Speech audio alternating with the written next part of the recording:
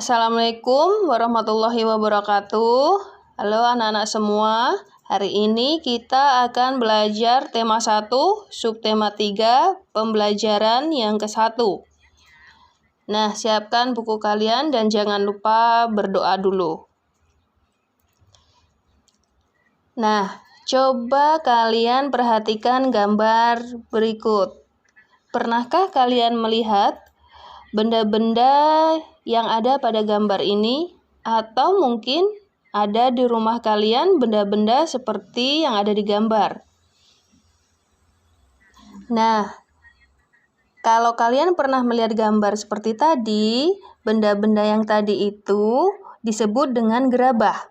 Jadi, gerabah itu adalah barang pecah belah yang terbuat dari tanah liat. Tanah liatnya bisa dibakar secara tradisional. Salah satu tempat penghasil gerabah adalah Pulau Madura. Di mana sih letaknya Pulau Madura? Nah, Pulau Madura terletak di sebelah timurnya Surabaya. Nah, di sebelah timurnya Surabaya ada sebuah pulau, di mana yang disebut dengan Madura.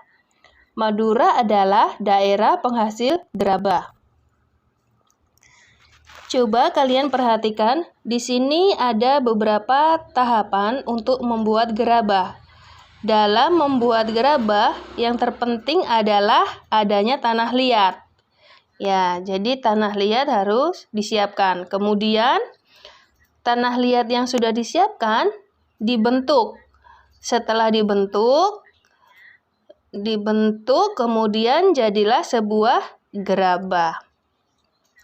Nah, gerabah ini biasanya bisa membuat kendi, tempat minum, atau wadah. Ya, terbuat dari tanah liat yang dikeringkan atau dibakar atau bisa dijemur. Nah, alat-alat membuat gerabah itu dibagi menjadi 2. Ada alat-alat umum dan alat-alat khusus. Alat-alat umum misalkan ada cangkul, linggis, dan ember. Kemudian alat-alat khusus ada banyak ini. Ada penambuk, penempa, penyambung, pengajaran. Nah, bisa dibaca sendiri di situ. Ada banyak ya yang alat-alat khususnya. Alat-alat ini semua digunakan untuk membuat gerabah. Kemudian proses pembuatan gerabah. Yang pertama, harus menyiapkan bahan berupa tanah liat. Kemudian, tanah liat yang sudah disiapkan itu diaduk dan dicampur dengan air. Setelah menjadi adonan, tanahnya diambil perbongkahan atau bulat-bulat ya, untuk dibuat dalam bentuk kasar.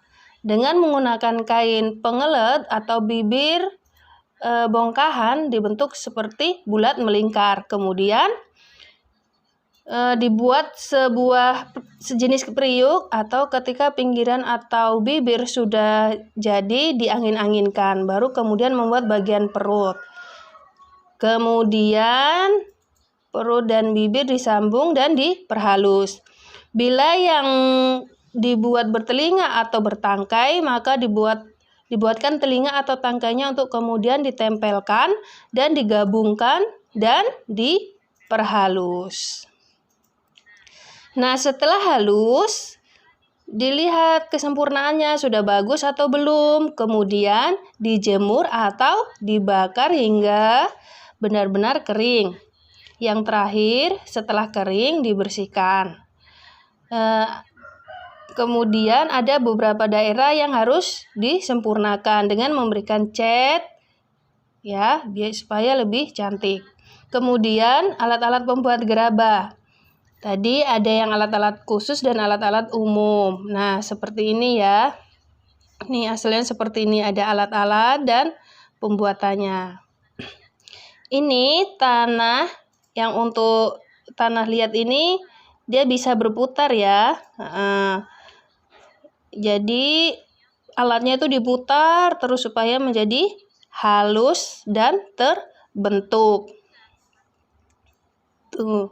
Jadi ini terus diputar terus tuh. Ya. Nah, ini adalah tempat penyimpanan gerabah. Ini ada orang juga yang sedang membuat gerabah. Ini gerabah yang sedang dikeringkan seperti ini dengan matahari atau juga dengan dibakar. Ini sudah diberi cat ya, atau yang sudah siap untuk dipasarkan. Nih, ada juga yang orang-orang menyukai hanya coklat aja seperti ini ya, tidak diberi cat atau warna. Jadi gerabah Madura ini telah memberikan banyak manfaat baik untuk perajin maupun masyarakat.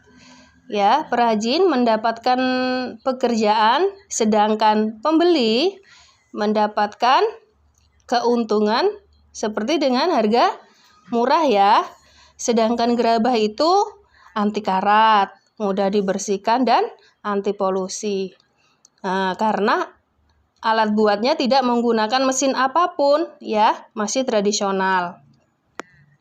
Nah, jadi kalau kita menggunakan kerajinan gerabah atau membeli, jadi merupakan salah satu upaya atau cara untuk melestarikan warisan budaya Indonesia.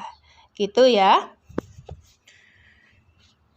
Baik, cukup sekian ya penjelasan Bu Guru kali ini. Terima kasih anak-anakku semuanya. Sampai jumpa lagi. Wassalamualaikum warahmatullahi wabarakatuh.